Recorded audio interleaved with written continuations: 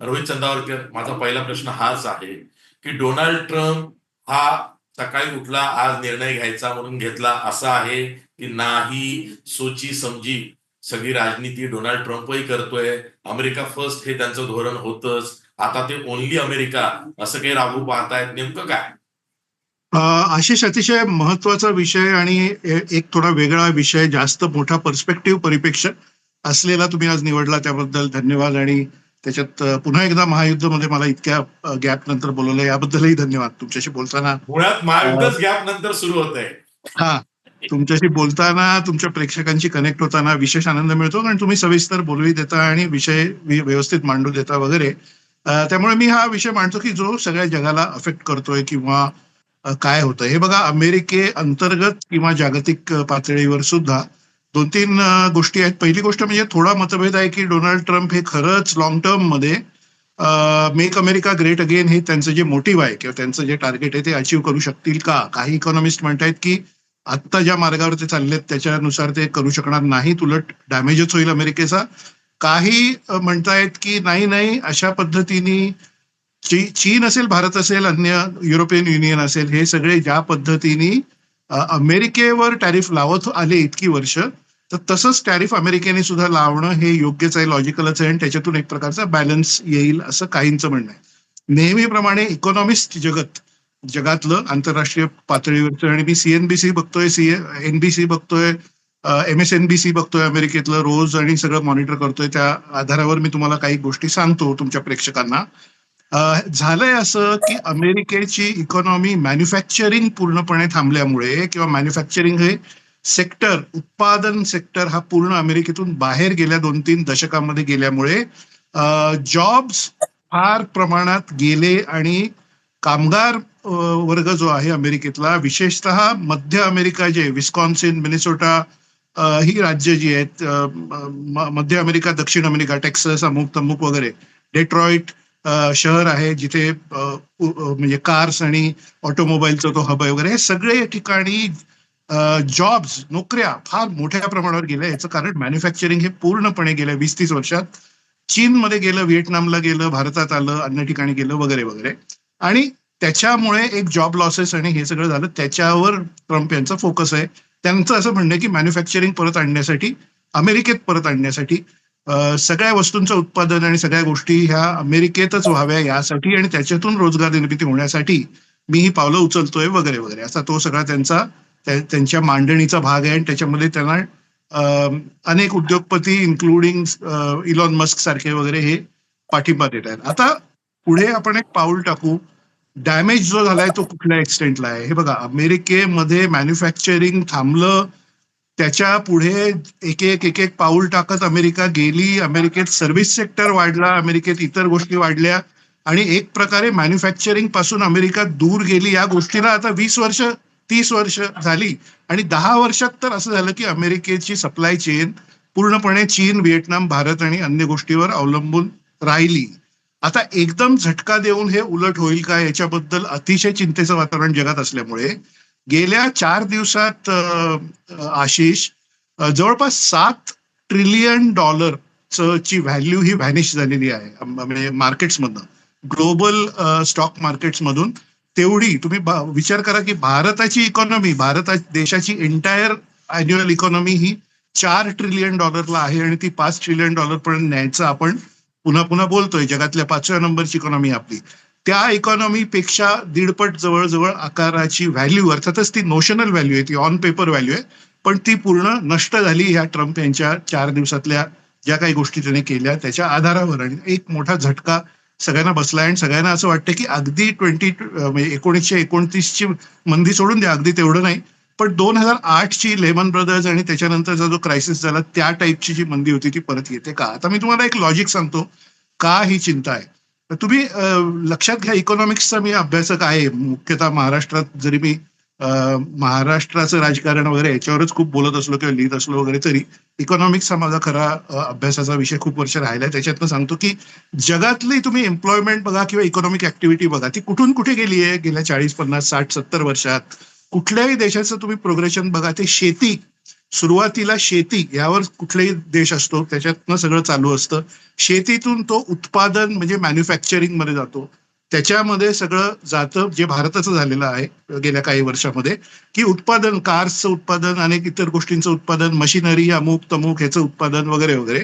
तिथून तो पुढे जातो टेक्नॉलॉजी किंवा सर्व्हिसेस याच्यामध्ये. ती सर्व्हिस इंडस्ट्री जी पी चिदंबरम यांनी सर्व्हिस टॅक्स भारतात पहिल्यांदा आणला, कारण सर्व्हिस इंडस्ट्रीची ग्रोथ आपल्या देशात प्रचंड जास्त होत होती वगैरे. आणि सर्व्हिस कडून पुढे तो इंटेलेक्च्युअल प्रॉपर्टी किंवा आता आपण जे म्हणतो इन्फॉर्मेशन टेक्नॉलॉजी, आर्टिफिशियल इंटेलिजन्स वगैरे अशाकडे जातो. म्हणजे शेतीतून कारखाने, शेती आपण कमी करतो, कारखान्यांवर येतो. कारखाने म्हणजे उत्पादन, त्याच्यातून पुढे आपण सर्व्हिसेस याच्यामध्ये जातो. सर्व्हिसेस मधून आपण पुढे इंटेलेक्च्युअल सगळ्या गोष्टींमध्ये जातो, AI वगैरे अशामध्ये जातो. आज अमेरिका ही AI आणि या सगळ्यामध्ये आहे. अमेरिकेची सगळी इंटेलेक्च्युअल प्रॉपर्टी तुम्ही बघा, त्याच्यावर त्यांचं सगळं सुरू आहे. अमेरिकेतले सगळ्यात मोठे बिलियनर जे आहेत त्यांचा सगळा धंदा हा पूर्ण AI म्हणजे पूर्ण आर्टिफिशियल इंटेलिजन्स, सॉफ्टवेअर, अमुक तमुक असा आहे. त्याच्यावर बेस्ड सगळी त्यांची एम्प्लॉयमेंट आहे. करतायत काय डोनाल्ड ट्रम्प हे लक्षात आणून देतो तुमच्या प्रेक्षकांसाठी आशिष, की ते म्हणतायत की आता आपण परत मॅन्युफॅक्चरिंग कडे जाऊ. आपण आपलं उत्पादन याकडे लक्ष देऊ आणि आपण कारखाने आणि अमेरिकेत कार्स बनवा, अमेरिकेत ट्रॅक्टर्स बनवा, अमेरिकेत वस्तू बनवा, बूट बनवा, चपला बनवा याकडे जाऊ म्हणतायत. आणि त्यासाठी ते टॅरिफ लावतायत इतर देशांवर, कारण त्या देशांमधून कार्स आणि बूट, म्हणजे नायकीचे बूट आज व्हिएतनाममध्ये जास्त बनतात, कुठेही बनतात त्यापेक्षा. ते बूट तुम्ही जे वापरता ते कपडे, कॉटनच्या गोष्टी, भारतातून येणारी जेम्स अँड ज्वेलरी किंवा अन्नधान्य, जी काही शेती आहे ते सगळं त्याकडे जाऊ म्हणतात. म्हणजे ते मागे न्यायला बघतायत इकॉनॉमीला. हे शक्य होईल का याबद्दल प्रचंड चिंता जागतिक मार्केटमध्ये, कारण आता ज्या प्रकारच्या ग्लोबल सप्लाय चेन्स तयार झाल्या, शेवटचा पॉईंट या नरेशन मध्ये सांगतो, त्यामध्ये तुमचं सगळं मॅन्युफॅक्चरिंग तुम्ही आउटसोर्स करून बसला 30 वर्षापूर्वी. चीन मधून तुमचे फोन्स आणि तुमच्या सगळ्या वस्तू, तुमचे रेफ्रिजरेटर, तुमचं घरात लागणारे एअर कंडिशनर पासून सगळ्या गोष्टी, कार सुद्धा, इलेक्ट्रिक कार वगैरे युरोपमधून येत आहेत, चीनमधून येत आहेत. तुमच्या थंडीच्या दिवसात तुम्ही अंगावर जे काही जॅकेट्स घालता, पायात बूट घालता, जीन्स घालता, हे सगळं व्हिएतनाम किंवा भारतात बनतंय, तिथून येतंय. असंच जगातल्या वेगवेगळ्या ठिकाणून काय काय येतंय. ब्राझीलमधून तुमची कॉफी येते किंवा दक्षिण अमेरिकेतल्या देशातून तुमचे अन्नधान्य येत आहेत वेगवेगळ्या प्रकारची वगैरे. आता तुम्ही म्हणताय की ते येणारं सगळं जे त्याच्यावर आम्ही 30%, 25%, 40% जो काय असेल तो टॅरिफ लावू, ते सगळं बंद करू आणि हे सगळं अमेरिकेत बनवू. तर त्याचा पहिला फटका अमेरिकन ग्राहकांना बसणार आहे, असं इकॉनॉमिस्ट लोकांचं म्हणणं आहे, की प्रचंड महागाई होणार. कारण हे टॅरिफ लावल्यानंतर हे देश ती सगळी उत्पन्न तिकडे पाठवत राहतील का नाही याबद्दल शंका आहे.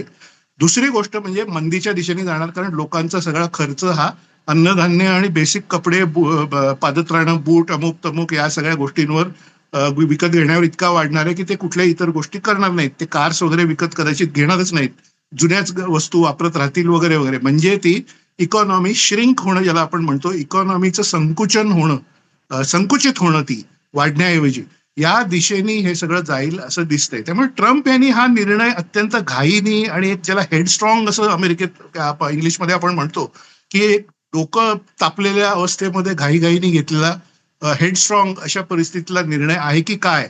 आणि त्याच्यामुळे अमेरिकेचा फायदा होण्याऐवजी पुढच्या काही वर्षात तरी किमान अमेरिकेचा प्रचंड लॉस होऊन एक मंदी पहिल्यांदा अमेरिकेत, आणि अमेरिकेत आल्यामुळे म्हणजे जगातली सगळ्यात मोठी $25 ट्रिलियन इकॉनॉमी असल्यामुळे अमेरिकेत आलेल्या मंदीचा परिणाम सगळ्या जगावर होऊन जागतिक मंदीच्या दिशेने पावलं पडतात की काय, अशी परिस्थिती आता झाली. हे बेसिक आता काय झालंय ते मी तुम्हाला सांगितलं आशिष. रोहित चंद्रावरकर, राष्ट्राध्यक्ष डोनाल्ड ट्रम्प यांनी हा निर्णय घेतला. अमेरिकेच्या जनतेला साहजिकच त्यांनी विश्वासात घेतलं, कारण अमेरिकेच्या जनतेनंच त्यांना निवडून दिलेलं आहे. प्रश्न असा आहे की अमेरिकन जनता ही रस्त्यावरती उतरते. आपल्याला दिसतंय की सगळी जनता उतरली आहे. कदाचित ती पॉइंट पर्सेंटच असेल आणि बहुतांशी जनता त्यांना मतदार म्हणून मतदान करणारी जी असेल ती ट्रम्प यांच्या या निर्णयाशी सहमती असू शकते.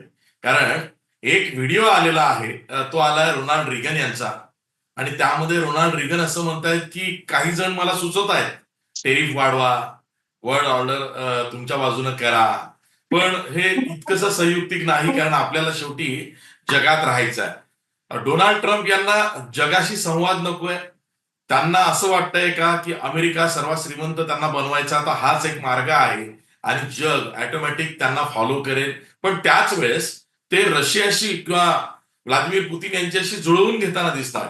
मग हा विरोधाभास कसा? चांगला प्रश्न आहे. हे बघा, तुम्हाला गमतीदार गोष्ट सांगतो की मेक अमेरिका ग्रेट अगेन असं जे बोधवाक्य घेऊन ट्रम्प यांनी आपला सगळा प्रचार केला मागच्या निवडणुकीमध्ये, आत्ता झालेल्या 24 नोव्हेंबरच्या निवडणुकीमध्ये, आणि ते थोडाफार मताचा फरक घेऊन निवडून आले. त्यावेळी अगदी प्रचंड बहुमताने नाही आले, पण त्या ह्यानी आले. तर त्यांचं असं एक लॉजिक होतं की अमेरिकेची इकॉनॉमी ही सगळी पूर्ण डॅमेज झालेली आहे, खूप वाईट अवस्थेत आहे वगैरे वगैरे, आणि म्हणून मेक अमेरिका ग्रेट अगेन असं त्यांचं हे होतं. पण खरंच अमेरिकेची इकॉनॉमी एवढी डॅमेज झाली आहे का, याचं आपण एक साधं हे बघू की जनतेमध्ये असं एक इम्प्रेशन निर्माण करणं की तुमची इकॉनॉमी अतिशय वाईट अवस्थेत आहे, पूर्वी आपला देश फार ग्रेट होता, फार महान काहीतरी होतं, आणि आता त्याच्यामध्ये खूप वाईट अवस्था आलेली आहे, असा जो प्रचार ट्रम्प यांनी केला, आणि त्याच्यामध्ये त्यांना इलॉन मस्क यांच्या ट्विटरची साथ मिळाली, आणखी कोणाची साथ मिळाली, सगळ्यांची, की जे सगळी मंडळी त्यांच्या मंचावर दिसायची किंवा दिसतात अजूनही. तर तो एक भारताशी पॅरलल असा एक विचित्र प्रकार आहे. हे मी तुमच्या निदर्शनाला आणून देऊ इच्छितो प्रेक्षकांच्याही, की मेक अमेरिका ग्रेट अगेन हे वाक्य मुळात रोनाल्ड रेगन यांनी आणलं होतं 1980 मध्ये. रोनाल्ड रेगन रिपब्लिकन पक्षाचे एक फ्लॅग बेअरर किंवा आघाडीचे एक त्यांची मशाल पुढे नेणारे असे जे प्रेसिडेंट होते, जे एक्स्ट्रीम राईट विंग विचार, आणि अमेरिकेमध्ये राईट विंग म्हणजे धार्मिकतेचा संदर्भ नाहीये, आर्थिक संदर्भ आहे. भारतात राईट विंगला आपण हिंदुत्व किंवा धार्मिक संदर्भ देतो. विचारवंतांशी तुम्ही बोललात, इकॉनॉमिस्टशी बोललात, पॉलिटिकल सायंटिस्टशी बोललात, तुम्हाला कळेल अमेरिकेमध्ये राईट विंग म्हणजे धार्मिक हे नव्हे, उन्मेष नव्हे, तर आर्थिक म्हणजे पूर्ण राईट विंग कॅपिटलिझम असा तो तिथे अर्थ आहे. तर त्या कॅपिटलिझम मध्ये नेण्याचा जो रोनाल्ड रेगन यांचा जो सगळा अटेम्प्ट होता, तोच यांनी पुढे सुरू ठेवला. पण मी अशा मुद्द्याकडे येतोय की अमेरिकेची इकॉनॉमी खरंच वाईट अवस्थेत आहे का? तुम्ही बघा, अमेरिका ही जगातली सगळ्यात मोठी इकॉनॉमी आहे. नंबर 2 चायना आहे, नंबर 3 जपान, जर्मनी 3-4 आहेत, आणि भारत 5 नंबरवर आहे. हा आपण जीडीपीच्या दृष्टीने विचार केला तर येणारा क्रम आहे. पण जर्मनी आणि जपान यांचा पर कॅपिटा इन्कम किती आहे? अनेक इकॉनॉमिस्ट जगातले, तुम्हाला अमेरिकेतले, युरोपमधले सांगतात की खरं तुम्ही एखाद्या देशाची प्रगती जर जाणून घेऊ इच्छिता तर पर कॅपिटा इन्कम हे तुम्ही बघितलं पाहिजे. भारतात ते $2,800 आहे per capita income annual. Germany आणि जपानमध्ये ते $6,000 आसपास आहे, 5,500-6,000 आहे, आणि अमेरिकेमध्ये 8,500 आहे. हो, म्हणजे अमेरिकेमधलं पर कॅपिटा इन्कम आता जगात सगळ्यात जास्त, सगळ्यात पुढे आहे. अमेरिकेची इकॉनॉमी खूप चांगल्या स्थितीत आहे. जगातले 5 ते 7 सगळ्यात मोठे अब्जाधीश, म्हणजे हजारो कोटीचे मालक हे अमेरिकनच आहेत सगळे. म्हणजे जेफ बेझो असो किंवा मस्क असो, जगातला सर्वात श्रीमंत माणूस किंवा कोणी असो, तर त्या देशात प्रचंड पैसा आहे, त्यात सगळं आहे. कॅपिटलिझममुळे झालं असं की डिस्पॅरिटी प्रचंड आली, आणि ठराविक 2%, 5% लोकांच्या हातात सगळी संपत्ती गेली, आणि त्याचा परिणाम होऊन अमेरिकेत मध्यमवर्ग आणि कनिष्ठ मध्यमवर्ग, ज्याची की संख्या कमी आहे खूप अमेरिकेमध्ये, गरिबांची संख्या कमी आहे पण तो एक सायझेबल नंबर आहे, त्यांचे जॉब जाणं वगैरे हे सगळं झालं. त्याच्यावर कॅपिटलाइज ट्रम्प यांनी केलं, आणि अमेरिकेची अवस्था वाईट आहे असा प्रचार केला. जाता जाता भारताचं उदाहरण तुम्हाला देतो, बरोबर उलटी अवस्था आहे. 10 वर्षापूर्वी भारताची इकॉनॉमी ज्या परिस्थितीत होती त्यापेक्षा आता एम्प्लॉयमेंट फिगर बघा, बाकीच्या गोष्टी बघा, ती तितकी चांगली नाहीये. महागाई बघा, बेकारी बघा विशेषतः, आणि अन्य गोष्टी. पण आपल्याकडे प्रचार मात्र असा होतो, आणि तो सोशल मीडियातनं होतो, की आपण अगदी जगातल्या 5व्या नंबरला आलोय, खूप पुढे गेलोय वगैरे वगैरे. तर ते परसेप्शनचा हा खेळ आहे. म्हणजे खरं तर अमेरिकेची इकॉनॉमी वाईट नव्हती, पण ती आहे असं चित्र निर्माण करून ट्रम्प पुढे आले. आज लोकांना प्रत्यक्ष लगेचच दिसतंय आणि कळतंय की फटका बसतोय, फटका बसणार आहे, कारण हे सगळं महाग होत चाललंय. तुम्ही बघा, अमेरिकेमध्ये खाद्यपदार्थांचे भाव गेल्या काही आठवड्यांमध्ये इतके जास्त वाढलेले आहेत, म्हणजे अंडी असतील, नॉनव्हेज काय जे चिकन वगैरे हे असेल किंवा बाकी सगळं, आणि असंख्य गोष्टी या शेजारच्या देशातून, मेक्सिकोतून, अन्य ठिकाणून, कोलंबिया, अशा सगळ्या ठिकाणून आणल्या जातात, आणि त्या जेव्हा येतात तेव्हा त्याच्या म्हणजे तो एक सप्लाय चेनचा भाग आहे. म्हणजे केळी सुद्धा अमेरिकेत बनत नाहीत, ती कोलंबियामधनं येतात. कॉफी अमेरिकेत कुठेही बनत नाही, ती ब्राझीलमधनं येते. साखर अमेरिकेत फारशी बनत नाही, ती भारत आणि चायना आणि ब्राझीलमधनं येते. कुठल्याच गोष्टी अमेरिकेत बनत नाहीत. आता ही सप्लाय चेन तुम्ही तोडून त्याच्यावर जर टॅरिफ लावला तर दोन परिणाम होऊ शकतात, हे लक्षात घ्या. की एक तर ते देश, ते सगळे एकत्र आहेत, भारत असेल, मेक्सिको असेल, ब्राझील असेल, ते एकमेकांशी डील करतील आणि आपल्या गोष्टी अमेरिकेला, आपल्या वस्तू आणि आपले जे काय हे प्रॉडक्ट्स आहेत ते अमेरिकेला पाठवण्याऐवजी ते एकमेकांकडे पाठवतील आणि एकमेकांकडून त्याचा व्यवहार करतील आणि अमेरिकेला पाठवणं बंद करतील. हा एक ऑप्शन आहे. दुसरा ऑप्शन लोकांना लक्षात येतोय तो तुम्ही बघा, की मॅन्युफॅक्चरिंग अमेरिकेत आणणं म्हणजे काय, की मर्सिडीज कार जर्मनीत बनते किंवा चायनामध्ये बनते, मॅन्युफॅक्चरिंग प्लांट तिथे, किंवा महाराष्ट्रात बनते, पुण्यात सुद्धा बनते, तिथून ती अमेरिकेला जाते, विकली जाते, तर त्याच्यावर आम्ही टॅरिफ लावणार. त्या मर्सिडीज गाडीचं उदाहरण घ्या, की आंब्यांचं उदाहरण घ्या. आंबे जर अमेरिकेत इथून 1,00,000 रुपयाचे आंबे गेले तर त्याच्यावर जर 26% टॅरिफ लागणार असेल, तो आंबा फॅक्चरर म्हणेल की मी चीनला पाठवतो, अमेरिकेला पाठवतच नाही, किंवा अन्य ठिकाणी पाठवतो, ब्रिटनला पाठवतो, वगैरे वगैरे. मर्सिडीज मॅन्युफॅक्चरर काय म्हणेल, तो मी पाठवतो आणि अमेरिकेत मी मॅन्युफॅक्चरिंग करू का, तर अमेरिकेतलं मॅन्युफॅक्चरिंग हे लेबरच्या प्रॉब्लेममुळे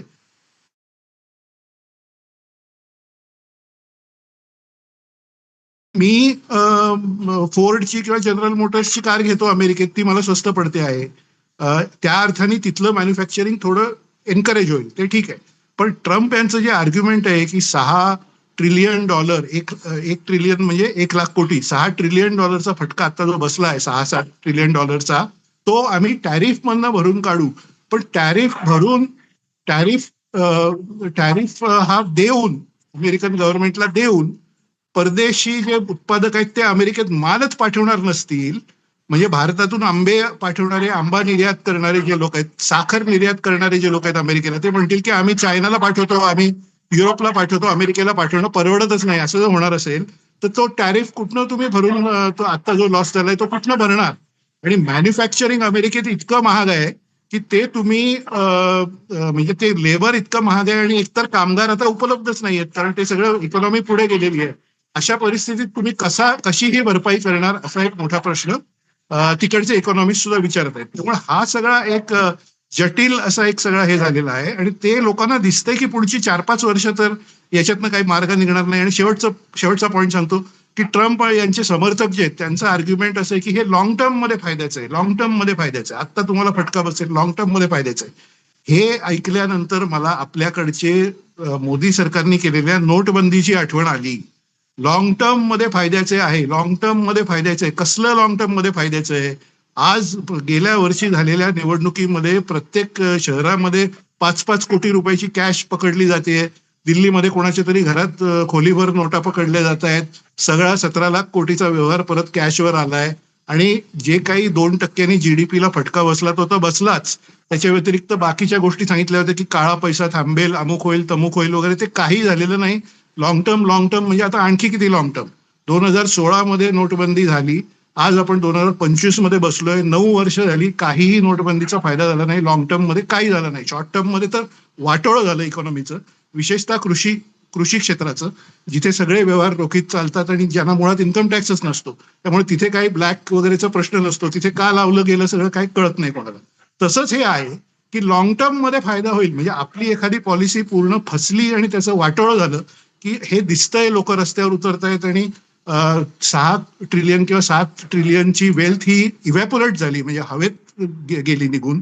त्याच्यानंतर म्हणायचं की हे लॉंग टर्म मध्ये फायद्याचं आहे, असा तो प्रकार आहे.